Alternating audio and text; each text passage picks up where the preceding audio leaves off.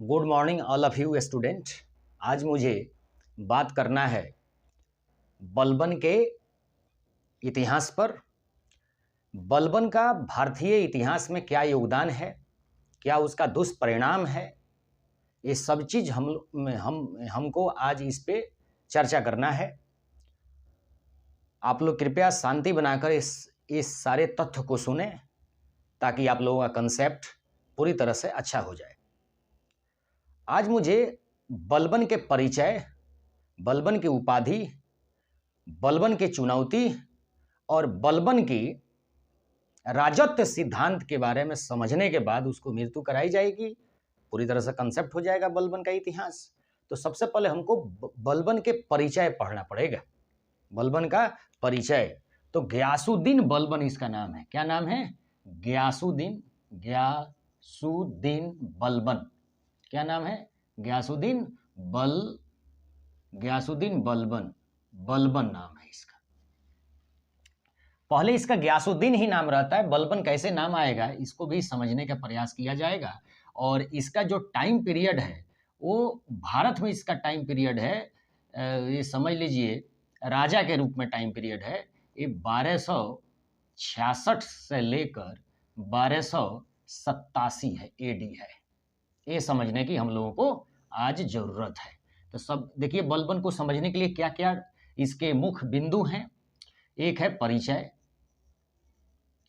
दूसरा है उपाधि, तीसरा है चुनौती और उसके बाद बलबन के राजत्व सिद्धांत, बलबन के सिद्धांत, बलबन का सिद्धांत, तत्पश्चात इसकी मृत्यु कराई जाएगी।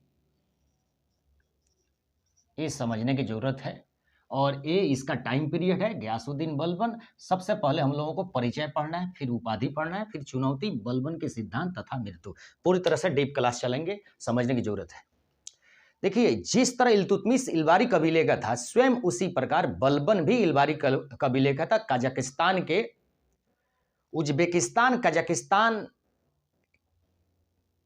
के जगहों से, कजाकिस्तान के जगहों से मंगोलों ने इसे बंदी बना लिया था। लगभग किशोरावस्था में 12 से 15 साल का था, तब इसे क्या कर लिया जाए, मंगोलों ने इसको बंदी बना लिया था। और बंदी बनाकर इसको, ये समझ लीजिए एक जगह है इराक। इराक देश में एक लगभग बसरा एक शहर था उस समय। फारस के खाड़ी के बगल में बसरा एक बंदरगाह भी है और बसरा एक शहर भी है।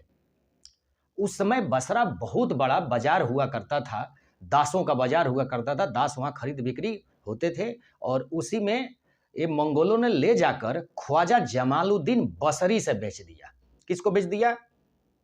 ये गयासुद्दीन को बेच दिया। बलबन बाद में नाम आएगा। बलबन जो नाम रखेगा ना, ये बलबन नाम रखेगा इल्तुतमिश इसको, वो 1232 ईस्वी में नाम रखेगा। अभी बलबन का नाम, अभी इसका नाम गयासुद्दीन है। तो गयासुद्दीन को बेचेगा कहाँ पे?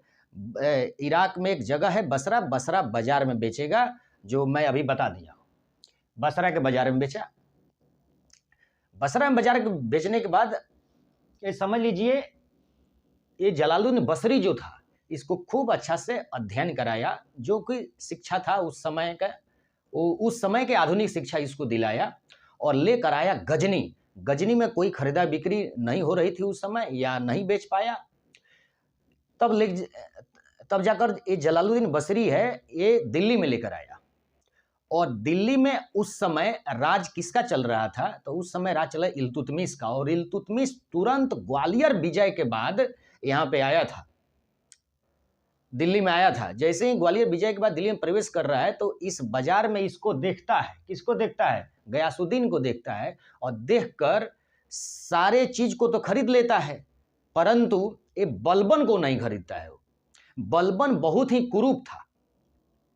कहता था बलबन अपने आप को, फिरदौसी के शाहनामा में लिखा हुआ है कि वो अफरा सियाब का वंशज था।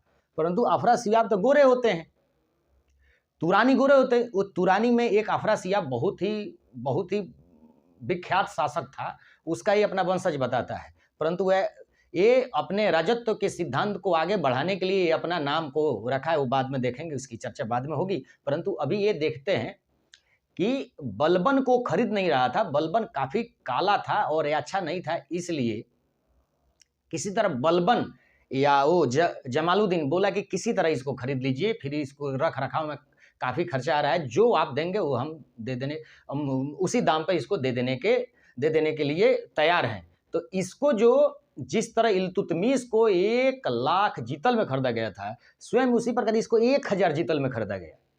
1000 जीतल में वो खरीदा। कौन खरीदा? सीधा देख लीजिए, कहाँ 1000 जीतल, कहाँ 1 लाख जीतल। 1 लाख जीतल में इल्तुतमिश को खरीदा गया था, इसको इल्तुतमिश 1000 जीतल में किसी तरह खरीद लिया और इसके भाई को भी खरीदा।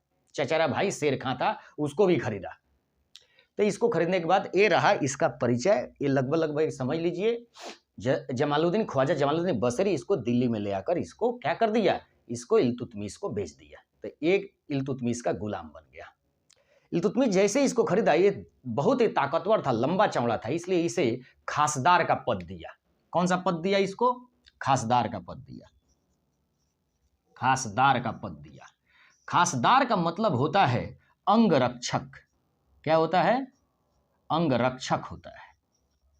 खासदार का पद दिया। देखिए, इसकी उपाधि एक अंगरक्षक की मिली है और एक खासदार, मतलब खासदार की उपाधि मिली है इल्तुतमिश के टाइम में। अब इल्तुतमिश के टाइम में इसे खासदार की उपाधि मिली। इल्तुतमिश जब मर जाता है तो रजिया आती है और रजिया अब देख लीजिए, एक काफी बलशाली था, गयासुद्दीन काफी बलशाली था, इसीलिए इसे बलबन की उपाधि दिया था इल्तुतमिश, कि ये बहुत ही बलशाली है, इसलिए बल का बन करता है, यानी कि बल को क्या करता है, ये धारण करता है, इसलिए इसका नाम गयासुद्दीन बलबन। ये इल्तुतमिश ने इसे बलबन की उपाधि दी थी, ये आप लोग ध्यान रखिएगा। अब ये तो हो गया। बलबन को रजिया सुल्तान, जो पिछले क्लास में पूरी तरह से करा दिया हूं, रजिया सुल्तान इसे अमीर शिकार का पद देती है। अमीर ए शिकार का पद देती है। देख लीजिए, अमीर शिकार, शिकदार, यानी कि जिलों का अमीर का पद देती है। जिलों का अमीर, जिला, डिस्ट्रिक्ट अमीर का पद देती है इसे। अब देख लीजिए, ये तो आप कंसेप्ट क्लियर कर लिए। रजिया इसे अमीर शिकार का पद देती है और इल्तुतमिश इसे जहांदार का पद देता है। अब देख लीजिए धीरे धीरे कैसे ये चढ़ता है, इसको समझने की जरूरत है। देख लीजिए, उसके बाद रजिया के बाद बहराम शाह, उसका भाई राज करेगा दिल्ली पे। बहराम शाह राज करेगा, बहराम शाह राज करेगा दिल्ली पे। ये बलबन को क्या देता है? ये बलबन को अमीर आखुर का पद देता है। अमीर ए आखुर का पद देता है। अमीर आखुर, अस्थवल का मालिक, घोड़ों का मालिक। एक घोड़े का मालिक होता है, अस्थवल का मालिक या घोड़ों का मालिक, ये समझ लीजिएगा। अब ये देख लीजिए, बहराम शाह इसे क्या चीज का पद दिया? अमीर आखुर का पद दिया। अब इसके बाद मसूद शाह राज करेगा दिल्ली पे। मसूद शाह राज करेगा दिल्ली पे और ये इसे क्या चीज का पद देता है? अमीर हाजिब का पद देता है। अमीर ए हाजिब का पद देता है। अमीर हाजिब का पद देता है। कौन देता है? मसूद शाह इसे अमीर हाजिब का पद देता है। बहराम शाह अमीर आखुर का पद देता है। बहराम शाह का जो टाइम है, रजिया के बाद टाइम है, 1240 से लेकर 1242 है। ये समझ लीजिए, कुछ इसके पढ़ने की जरूरत नहीं है, बस इतना ही समझ लीजिएगा। और ये इसका मसूद शाह का जो टाइम है 1242 से लेकर 1244 है। 1244 है, नहीं 1246, सॉरी 1246 है। इसके बाद जो आता है, ये आ जाता है नसरुद्दीन महमूद आता है। नसीरुद्दीन महमूद आता है। और नसरुद्दीन महमूद बलबन का क्या था? बलबन का दामाद था। बलबन अपनी पुत्री की शादी नसरुद्दीन महमूद से किया था, इसलिए नसरुद्दीन महमूद ने बलबन को कितने उपाधि देता था समझ लीजिए। ये देता है नायब ए मामूलकत की उपाधि देता है प्रधानमंत्री। नायब ए मामूलकत का उपाधि देता है, नायब ए मामूलकत। ये प्रधानमंत्री, आज के समय में ये प्रधानमंत्री हैं, प्रधानमंत्री हैं, ये समझ लीजिए प्रधानमंत्री हैं। ये है प्रधानमंत्री का पद देता है। अब देख लीजिए, नायब मामलूकत का पद दे दिया है। इसे सुल्तान का प्रतिनिधि भी कहते हैं। सुल्तान का प्रतिनिधि भी कहते हैं, प्रतिनिधि भी कहते हैं, ये समझ लीजिएगा। सुल्तान के प्रतिनिधि यानी कि ये नासिरुद्दीन महमूद राज करने योग्य व्यक्ति नहीं था। इसी के काल में सबसे ज़्यादा ये तरक्की करता है बलबन इसी के समय में ज़्यादा तरक्की करता है। ये नासिरुद्दीन महमूद इसे एक और उपाधि देता है, उलुग खां की उपाधि देता है। उलुग खां की उपाधि देता है, ये भी समझ लीजिएगा। उलुग खां का भी उपाधि देता है, उलुग खां की भी उपाधि, इतना इसकी उपाधि मिलती है। यानी कि एक खासदार से लेकर अमीर सिकदार से लेकर अमीर याखुर से लेकर अमीर हाजिब, फिर बनता है नायब मामूलकत या उलुग खां बनता है। इसके बाद इसकी कुछ और भी उपाधियां हैं, इसको भी समझने की जरूरत है। देखिए क्या है जरूरत। ये कहता है अपने आप को नियाबते खुदाई कहता है। नियाबते खुदाई कहता है, खुदाई कहता है, नियाबते खुदाई। यानी कि ये समझ लीजिए, ये ईश्वर का प्रतिनिधि कहता है। ईश्वर का क्या कहता है? प्रतिनिधि कहता है। ईश्वर का प्रतिनिधि, ईश्वर का प्रतिनिधि कहता है, प्रतिनिधि कहता है अपने आप को। नियाबते खुदाई, ये परिचय पढ़ाने के बाद उपाधि पढ़ा रहा हूँ सारी।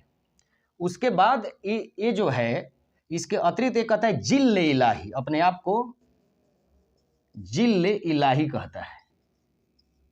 इलाही कहता है यानी कि ईश्वर का प्रतिछाया। जिल्ल का मतलब होता है प्रतिछाया, इलाही का मतलब ईश्वर, यानी कि ईश्वर का प्रतिछाया अपने को कहता है। ईश्वर का प्रतिछाया कहता है ये अपने आप को। ये रहा बलबन की उपाधि।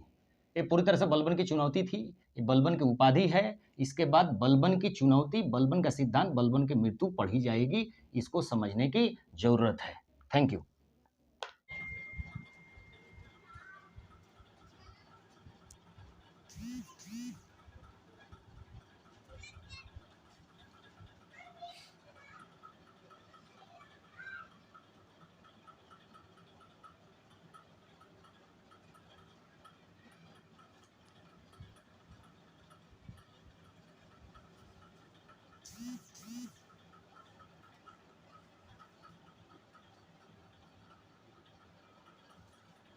नंबर नीचे ही ऊपर ही